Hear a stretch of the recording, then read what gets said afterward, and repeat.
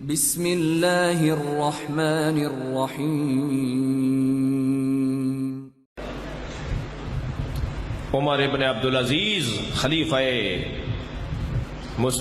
مسلمانوں کے خلیفہ حاکم عمر بن عبدالعزیز کے زمانے تک مولا علی پر تبرہ ہوتا تھا،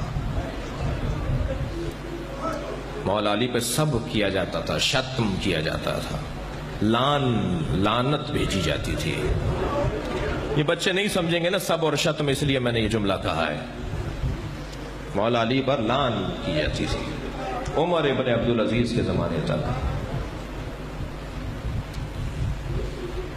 عمر ابن عبدالعزیز چھوٹا سا ہے، اپنے بچوں کے ساتھ، اپنے ساتھی بچوں کے ساتھ کھیل رہا ہے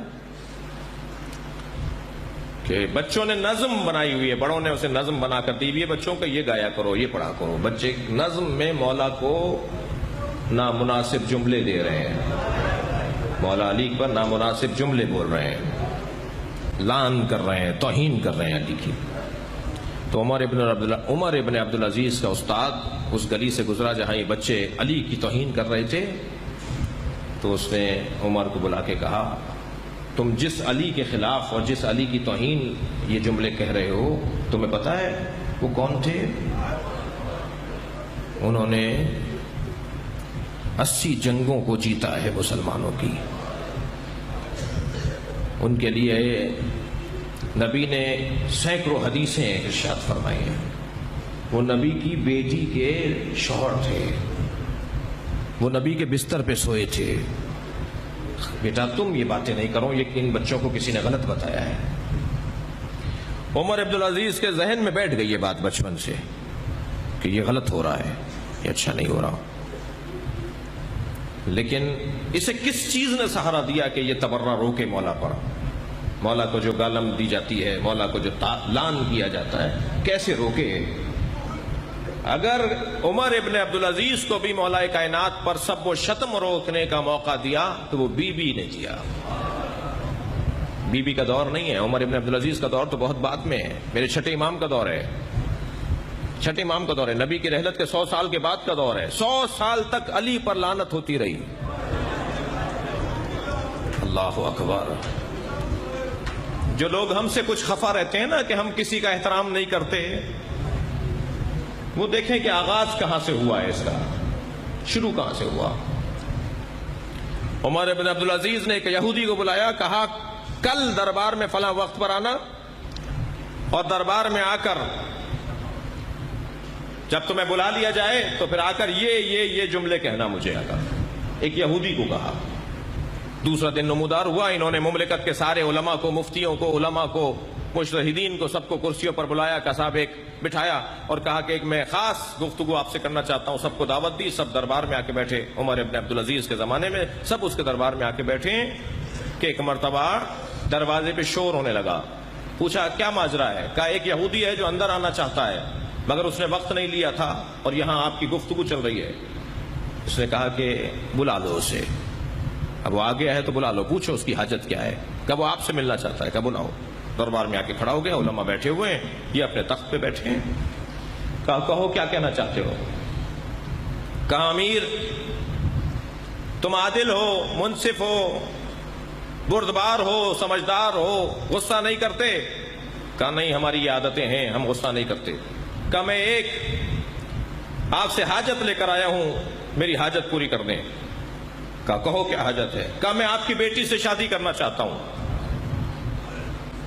سپاہیوں نے تلواریں نکالنا شروع کی، علماء نے جو بیٹھے ہوئے تھے آوازیں لگانا شروع کی، بدتمیز ہے، امیر سے بات کرنے کا طریقہ نہیں ہے، مسلمانوں کے خلیفہ سے یہودی ہو کر اس کی بیٹی مانگ رہا ہے۔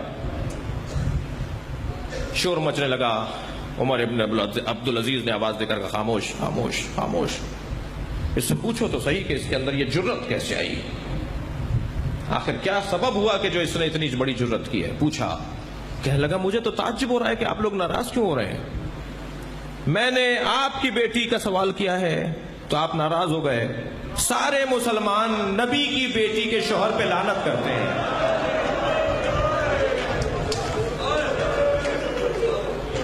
آپ جس نبی کا کلمہ پڑھتے ہیں اس نبی کی بیٹی کے شوہر علی پر سارے مسلمان لعنت کرتے ہیں۔ جب نبی اپنی بیٹی ایسے کو دے سکتے تھے جس پہ سب مسلمان لعنت کریں، تو آپ مجھے اپنی بیٹی نہیں دے سکتے؟ گردن جھکا کر عمر ابن عبدالعزیز بہت دیر روتا رہا.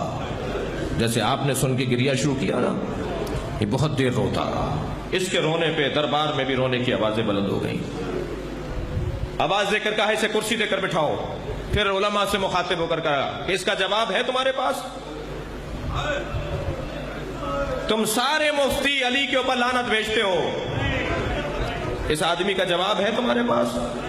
یہ کہہ رہا ہے کہ نبی کی بیٹی فاطمہ کے شوہر پر مسلمان لعن کرتے ہیں. سب کی گردن جھکی ہوئی. ایک نے جرأت کر کے آواز دی، امیر ہم بہت بڑی غلطی کر رہے ہیں.